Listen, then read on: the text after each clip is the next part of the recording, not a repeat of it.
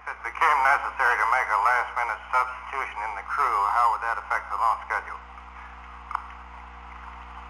Well, if we had a substitute as of today, I think we're looking at something like a 4-day slip from the crew point of view. Might shorten that to 3. Okay. Mr. Snyder, you talked about going day by day on staying up, but I understand that you will be looking very closely at all the systems on board the Apollo until 6-4. Is there a possibility that you might make a decision, if everything is going as it should be, that along the, say about the 3rd orbit, to commit yourself for a full day, or will you wait till 6-4 before you commit yourself for that full day? The mission rules are such that Mr. Lunny will give a go rev by rev until after we decide to go for one full day at the end of the 6th full. That's a rev by rev up until then. Right, Dan. We'll be back over to you people waiting patiently shortly. Dan Barton at Denver Post. In view of the this correction sheet in the press kit, was it ever considered to let the crew fly the spacecraft in re-entry? Gentlemen, I don't know whether you're familiar with this. There was a correction in the press kit. I don't have it, the information with me now either on, and I believe it changed what was presented in the press kit concerned with the mode of re-entry. Am I correct on that? Is this associated with the EMS entry monitor system? Chief, I think it was, if I may be wrong, but I think it was concerned with the GNN entry versus the crew operating on re-entry. The press kit, the original press kit said that they were going to fly it in like they may have done during the Mercury program. And then we have a correction here. It says the guidance and navigation system will control spacecraft during re-entry. The crew will monitor. Right. There are a number of different ways you can re-enter. One is the closed-loop guidance system, which the crew is merely monitoring. The second way is for the crew to follow the primary guidance system, but making manual inputs in response to commands from the guidance system, as displayed on the displays. The question I thought you were getting to, we also have what we call an entry monitor system, which is a backup to the primary guidance, and this allows the crew to also fly in manually with a reasonable amount of control. This particular unit is not working exactly as it should, so we are going to, if we lose the primary guidance system, we'll go to the old Gemini bank angle reverse business, where we go 90-degree bank and reverse bank angle, instead of using the entry monitor system. This again, of course, is under crew control, and we could use other bank angles other than 90 degrees. That does represent a modification of the press kit and not of the Apollo 7 flight plan. That was your question, Dan, right? There's no change. It was our error. Dick? I'd like to ask about the fueling. Will both the S4B and the service module go fully fueled or only partially fueled on the service module? Service module is only partially fueled. And the S4B has no fuel at this time. That will start. That'll start during the last 6 hours. The service module is fully fueled as it will be for this mission, but it's only a partial load of fuel as planned for this flight. Now, let me ask this again. Only the partial load of fuel will be in the service module, but the S4B will be fully fueled. Is that right? In orbit, or as it leaves the pad? The S4B will be fueled during the last 6 hours of the countdown. To full load, normal load. Down here? I would greatly appreciate if Mr. Slayton could give us some information on the mood of the crew, or maybe some quotable remarks. The present mood of the crew is a lot of joking going on and stuff. Well, any time you have Shara around, you obviously have a lot of joking going on. I think most of you appreciate that. No, I think the crew's very relaxed about the whole mission at this time. They're feeling very good about it. We think everything is as good as it should be. be. In fact, it's better than it needs to be. It's a real good system from our point of view. We're trained and ready to go, and they've got complete confidence in themselves and the rest of the system. And I think they're just relaxed and waiting to go. Somebody suggested earlier they're looking forward to a 10 or 11 day rest here, and I wouldn't quite put it in those terms, but they're really relaxed at this point. Go ahead, Harry. Could you give us just very simply, so we can explain to people why they can't see TV of the rendezvous, can you give us briefly what each of the astronauts will be doing in this period, why they'll be too busy to handle a TV camera? Well, the purpose of the rendezvous, number one, is to demonstrate that we can, in fact, do a rendezvous with a command module back to the LEM if necessary. We have a command module rescue mode anytime we're associated with a LEM in case we can't get back to the command module with a LEM. And that's the prime purpose of doing the rendezvous with the S-4 on this particular mission. We don't have the latest program to do this with, and therefore it makes it a three-man job to accomplish this rendezvous. And they're all busy during the full rendezvous, and we want to make darn sure we do it and do it right. And we don't want to clutter it up with anything extraneous to that objective.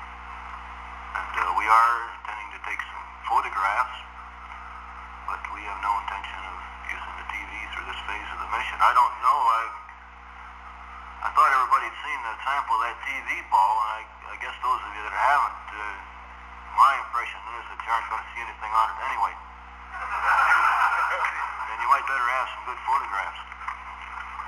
There's a technical reason, too, that everyone should be aware of, because it might modify our plans on releasing TV during the mission. The technical reason is that you can't dump data at the same time you're transmitting TV. And I'm afraid we would exercise the option, if necessary, of getting data back rather than having TV. It is unfortunate that the best pass for data dump happens to be the pass on which you happen to be in over the same sites where we'd be receiving TV. So it's perfectly conceivable that we may be forced to exercise that option as well at any time. John? There was some confusion earlier as to the mode by which the TV channeling would be handled. That it would come through the USB system, which, as I understand it, is a backup mode on this mission. How does TV come back? Glenn, can you answer that one? Comes back to the USB. Glenn, we couldn't hear your answer here. The answer is yes, it comes back to the USB. Was that his question? Way back up here. That's right. That's the question. Could you tell us what the difference is in the way the reentry will be made, comparing it with the way Gemini and Mercury were made, reentry were made? Well, Mercury was strictly a ballistic type entry, and we had no control over our landing point other than the timing of the retrofire. Gemini had a lifting capability the same as Apollo has, and as you'll remember, we were able to control to a pretty close impact point on most of the Gemini missions, and the Apollo is essentially the same. We have a different computer, but the basic concept and the system is exactly the same kind of lifting and the same kind of control. The techniques we developed in Germany are what we're going to use in Apollo. Right. Back up here. Have any of the personnel cuts and non-replacement of attrition caused by budget cutting required you to do any personnel transferring or in ground crews and technicians and so on, or left any holes that you'd rather not be working with? Absolutely not for this mission. No. These are cuts that would be future for this mission. I repeat, we have done everything we planned to do, just the way we planned to do it some months ago. Okay, let's come back over here. We'll start down at front. Dick. Assuming lighting conditions are correct during a nighttime pass, is this critter large enough to be seen as perhaps a low-magnitude star? Is the vehicle large enough to be seen? Yes. What I'm saying is you have the sun and the earth angle at, say, early morning or early evening pass. Is this thing large enough that it might show up as a star? Yes. You may recall we did see Gemini several times during its long-duration missions. Go ahead, right here. Julie Divine, Metal Working News. One of the experiments that would have to be shortened, if the mission should be shortened, would be the number of space burns on the service propulsion space burns on the 8th day, 7th day, and so forth. Would this have are these considered extremely important? Would it have any particular disadvantage or serious consideration for another flight? I can't answer that specifically because it depends on how many burns we would have to cut off the end. Again, we have developed the mission so that we get the most important burns early in the flight. The performance burn for understanding the various propellant gauging systems and the performance of this whole system come early in the flight. Yes, we would like to get all 8 burns, but we don't need all 8 burns. Right, Sue? Steve, you mentioned the re-entry monitoring system was not working as it should. These were your words, I believe. Can you elaborate on that? Perhaps one. Well, from the pure crew point of view, it's very simple. Every function on it works except the ranging number, which is necessary only for accurate re-entry. It may or may not work, and we just don't want to gamble on it. So let me add to that.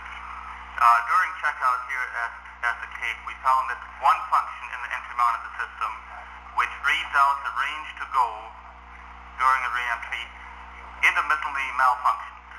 We have duplicated this failure back on the bench on a system just like it, and we know exactly what has to be failed. It has to be essentially a loose wire in one place of the system and only one place.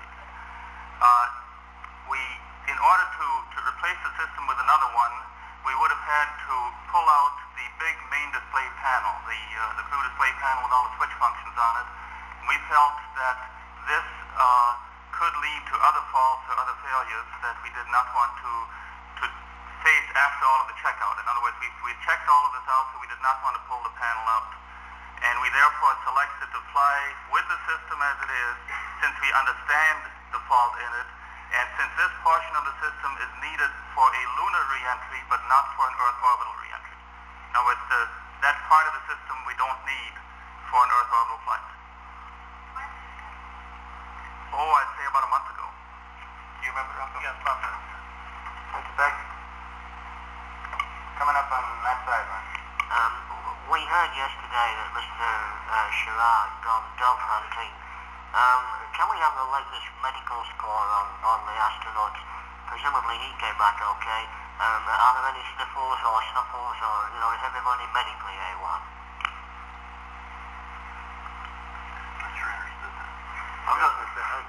Wally was healthy enough to go dove hunting. How are the others doing medically? Speak of their general health, they're all in fine shape. We had the final medical exam here 2 days ago, and nobody has any problems. How are the doves? Had very poor luck. Mr. Clark? We had not heard of this EMS malfunction problem, even though it's a month old. I wonder if you've had any other problems like that, if you're flying an incomplete spacecraft in any other way. Ev, I don't know of any others in the spacecraft.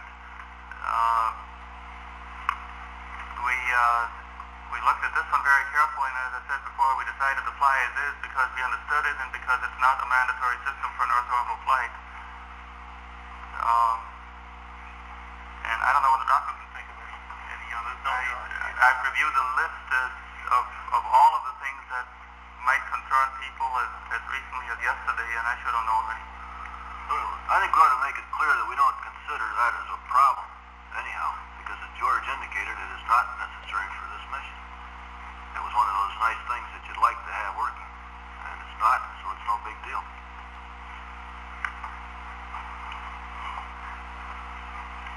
Pep? With the countdown going so smoothly and a 6-hour hold coming up, is any consideration being given to launching earlier than 11 a.m.? The 6-hour hold was put in here and planned specifically to ensure the proper rest for our crews, ground crews. So from that standpoint, I would not want to advance. Bill, I guess you can speak from any other standpoint. No, the flight plan has been set up to have the lighting conditions during the rendezvous and during the final re-entry at the end of 11 days to be optimum. We would not advance the liftoff time. Mr. Lamont has been waiting patiently. Sanders Lamont today. Clarification on 2 points. One, on the service module fuel load. If I understood you correctly, it will not be fully fueled at liftoff. And the question is, why? And the second thing, Deke, could you give us a rundown on the crew count starting with wake up tomorrow morning? Okay, let me take the first one. We're loading close to 10,000 pounds, 9,757.3 pounds to be exact, which is sufficient with ample margin to do all of the planned burns in this mission and is within the limiting capability of the launch vehicle for the orbit that we plan to fly.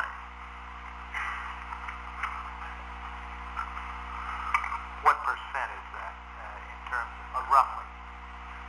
I think it is Paul Haney says 1/5. I was going to try to. I'll have to dig it out if you want any more accurate answer. Let's go with that. Well, for the second part, I don't have the count with me, but I'll give you the approximate numbers. Wake up at 6. We complete the physical, which includes shaving, showering, brushing your teeth, and all that good stuff by 6:30, and start breakfast at that point. Run for about 45 minutes on breakfast at 7:15. Start suiting. We put on helmets and gloves at 8, giving you all these in local times, and depart the MSOB about 10 minutes later, which is the 8:10. We've got about a 15-minute trip to the pad, and I think we're due across the sill at T-minus 225, which would be about 8:35. If you want any other numbers within that, I could probably pull them off. Okay. Dick, do you know now who will join you at breakfast with the crew? We know who's been invited. I can't tell you positively who's going to be there. We're usually able to have a report on that in the morning, and we'll be glad to pass it on at that time. We'll get it when you walk outside about, I believe you're to come out about 10 of 8. I think you get it before that. I think, I remember the system. Okay. All right. How does this new medical van differ from the old Mercury and Gemini transport? Well, it's a little plusher, I guess is the best way to put it. We needed more room. We have 3 guys in there, and we've got a lot farther to go, of course. You know, we're working from pad 19. 16 to 19 was a pretty short ride. Now we've got a full 15-minute ride. And so we've got some upholstered chairs in there instead of sitting on an old hard bench. And there again, we've got the portable ventilating units on board, and we need spares of those. So I guess in general terms, what I can say is it's a little neater and cleaner, and a little more space on it. We've got communications on it.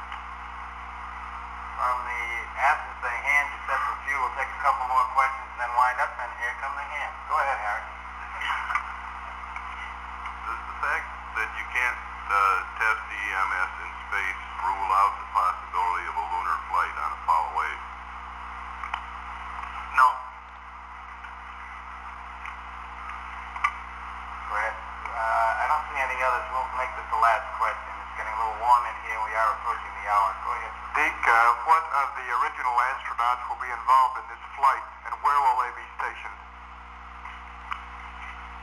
Well, the only one really involved was Wally. He's going to be in the cockpit at launch. And the rest of us are just going to be watching. I'd like to remind you for convenience if you'd hold in for a quick rundown on logistics, just so everybody will have a good idea of how to get where he wants to go tomorrow, rather than running into difficulty tomorrow morning. If you would please stand by. Thank you very much, gentlemen. Frank Kristonak, Business Week. Why was the oxygen cooling behind schedule? Was this something that was expected? How serious was this?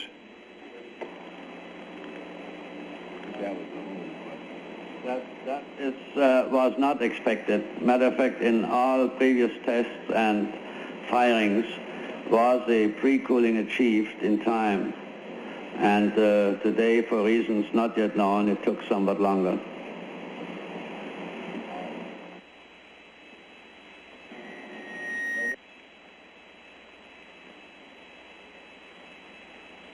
From Houston, we're back here. Mr. Lamont down here in the second row. Since this was the last Saturn I flight scheduled for some 2-3 years, what happens to the 1,000 or so people directly involved in Saturn I launches at the Cape? I'm specifically thinking of your contractor, Chrysler. What's going to happen to these people, and what plans does NASA have? Are you going to use them doing something else, or is it just going to have to wait? I will try to answer that question. As you know, we are planning to transfer our flight activities in Apollo to the Saturn V launch vehicle. We do plan to use the remaining Saturn 1B vehicles in a program called our Apollo Applications Program, which is designed to carry out a series of experiments, including a precursor space station in Earth orbit and the first manned orbiting solar observatory. This set of flights, however, will not begin until sometime in 1971.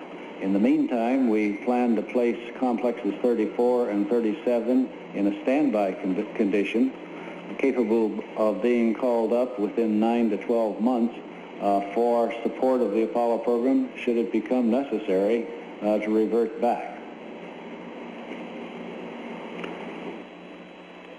Go ahead, Senator. Just a minute. And then the question is, what happens to the people that are working on those pads now? Because with 9 to 12 months standby, you don't need as many people, obviously. I would expect, well, you recognize that in the Apollo program at the present time, that we are completing the work involved in Apollo. For the past 18 months, we've been laying people off in the program, reducing the number of people working by roughly 3,000 to 4,000 people each month.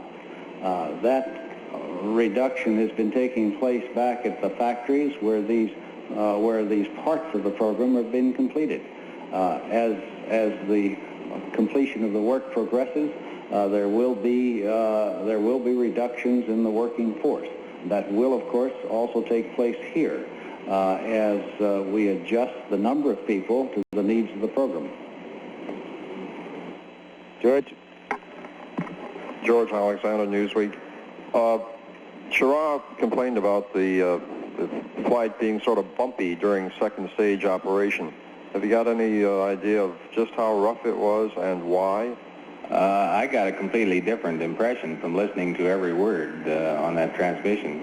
I think his words were something to the effect that he really loved that 1G flight. You see, the second stage, with its 200,000 or 200,000 plus pounds of thrust, has a much lower acceleration than the Atlas and the Titan boosters that he'd ridden previously. And my impression was he loved it. Maybe you heard something I didn't hear. Sam, there is a reference to bumpy in there. It's in the commentary, in the transcript that's been put out. Was that during second stage boost? Yes. May I? Since I heard it too, it seemed to coincide with the separation, and I think there must have been some residual motion left over at separation. This gentleman back here.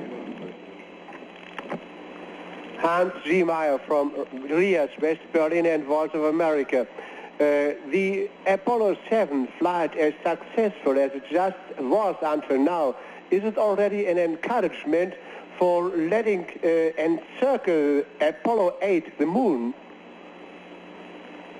The Apollo 8 mission was described in the 19th of August press briefing with a primary mission plan of a low Earth orbital mission, with the results of Apollo 7 to determine whether we would consider that we're in a position to go deeper in space with Apollo 8. We have, since that date, prepared Apollo 8 to cover the range of options, to go deeper into space, or to fly the low Earth orbital mission, which is its prime mission plan. We have no basis for making that decision yet. The options are open. Thomas, did you have a question up here in the front row? B.K. Thomas, Aviation Week. This ties in with the General Phillips' answer to the last question. Yesterday, there was some comment at the pre-launch press brief about the entry monitoring system and a discrepancy in the system, and you had bench-checked it to determine what caused this. But you could go ahead and fly the system, but it was primarily for a return from a lunar flight. Although I was not present in yesterday's press conference, I know that George Lowe answered that question completely. There is, in fact, as he discussed yesterday, an intermittent somewhere in the electronics of a portion of that entry monitor system. It is not, however, in the portion of the system which will return data after this flight, which can be fully evaluated in regard to the capability of that entry monitor system to perform its function as a backup reentry system for high-velocity reentry. The odds are that the equipment aboard Apollo 7 will work with the intermittent. We knew it was there. We made a considered decision to fly with it because it's not required in Apollo 7. We did determine that particular possible malfunction will not deny us data that will be useful to us for the Apollo 8 mission. Back over here. Oh, I'm sorry, BK. Sorry. Yes, sir, I understand that. And leading up to the question, that plus, I understand you're not flying your S-band high-gain antenna on Apollo 7. And my question is, without having the EMS the way you want it and not having this high-gain antenna for deep space communications, what constraints, if any, will these two factors have on, say, planning Apollo 8 as a lunar orbit mission? Those and many other things will be taken fully in account as we consider the progress and results of Apollo 7. We've been studying all these matters. We're committed to a low Earth orbit mission with options open beyond, and we haven't made the decision. We're not going to make it for some little time, and those will be factors in the decision. Back over here. Dave Sheridan, Life. Was today's Apollo 7 countdown and launch the smoothest and most error-free of manned shots in the history of the Cape? I have an opinion, but I'll let someone who's seen some other manned operations answer that one.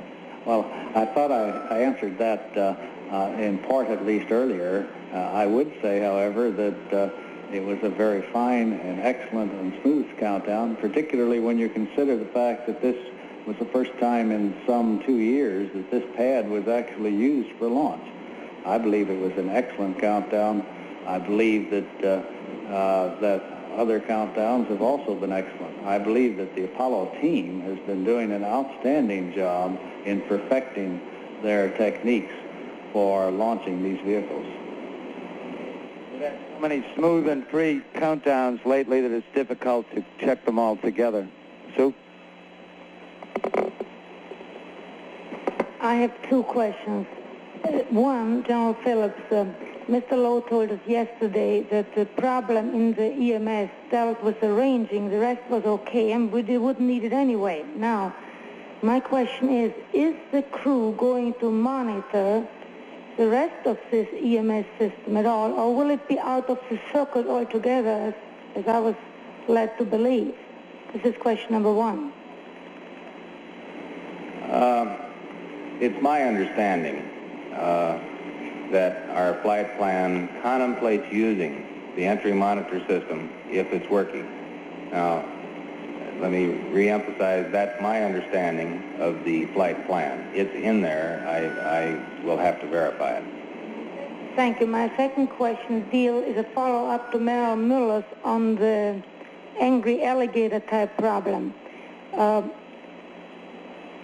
Did I correctly understand that the system that separates or folds back these panels is the same type of mechanism that we had on Gemini?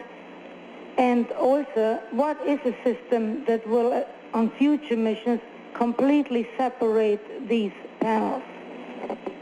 Well, perhaps I can answer as being an expert on angry alligators. As Tom Stafford said, it looked like a four-lipped or four-tongued angry alligator to him.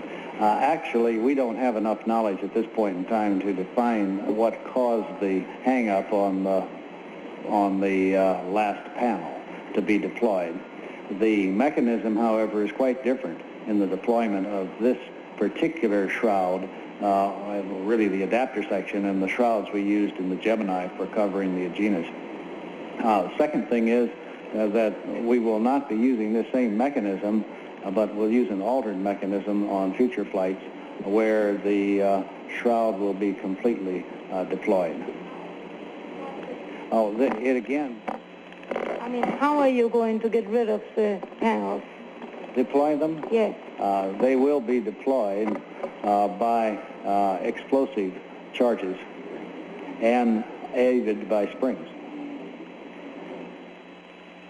We're about 40 minutes into the conference now. I don't see any eager hands. So I see one hand. We'll take these two here and we'll complete it. I wonder if somebody could explain the propellant dump. I gather you don't dump it all. You didn't dump it all at once, or else the S4B couldn't retrograde. Or I may be wrong. Could somebody explain the? I think you're referring to the propellant dump in the what I call passivation phase in orbit. Is that right?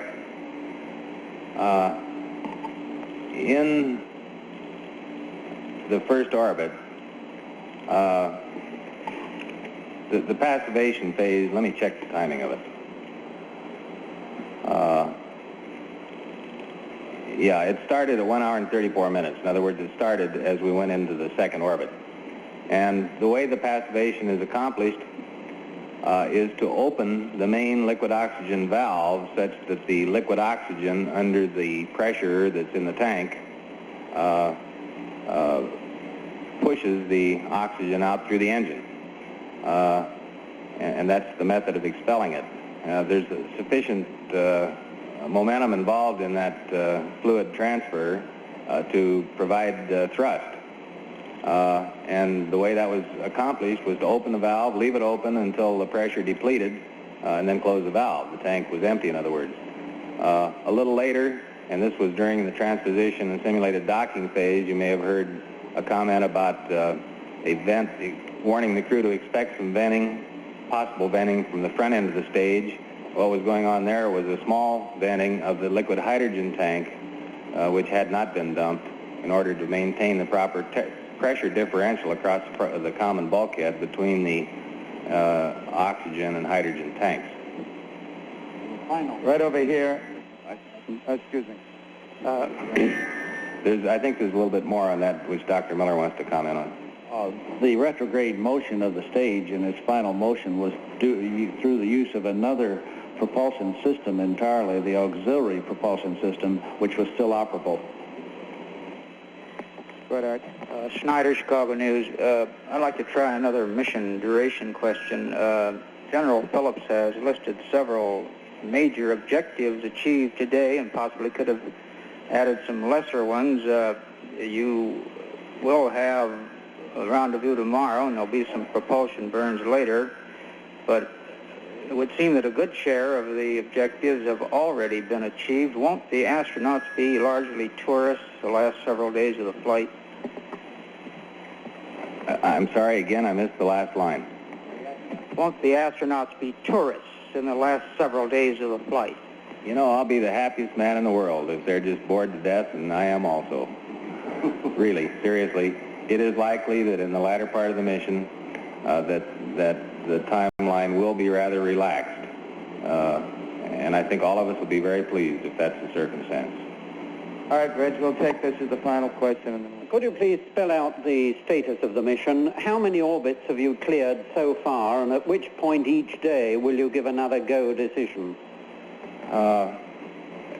The first go is to go for one orbit, which go is given over Australia in the first revolution.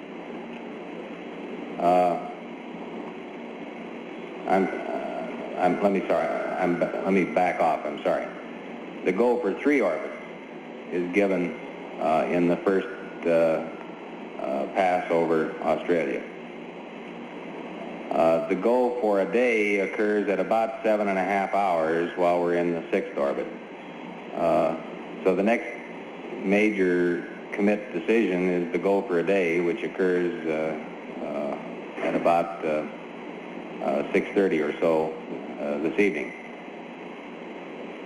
And the succeeding decisions are go for a further day decision about 24 hours apart. A couple of logistics points, if I may. Number one, we do have launch photographs available for newsmen who require them.